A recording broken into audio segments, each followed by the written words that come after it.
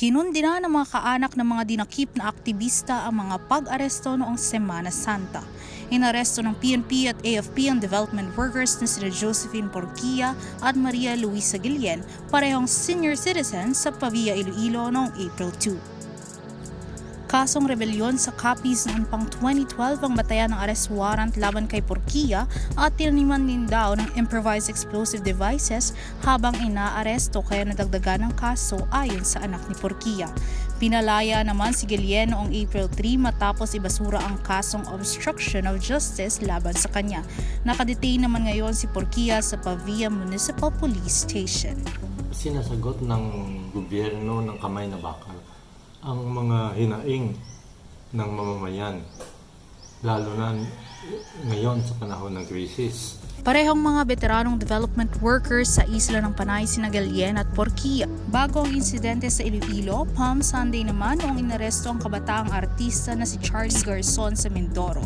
Iniugnay ng AFP si Garzon sa engkwentrong naganap sa San Jose Occidental, Mindoro.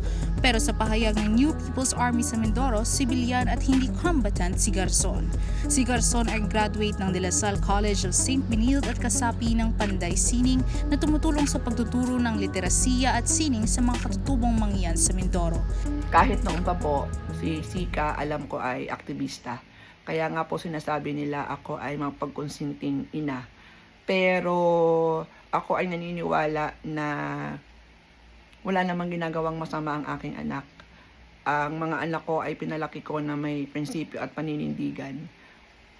Kung ako bilang ina, ang lagi kong inaalala ang kanyang kaligtasan, lagi kong inaalala ang kanyang kabutihan, ang kanyang welfare.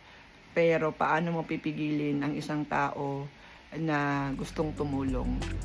Ayon sa Panay Alliance Karapatan, pinapakita ng mga pag-aresto ang tumitinding militarisasyon at panggigipit sa mga aktivista at tumutulong sa mga komunidad.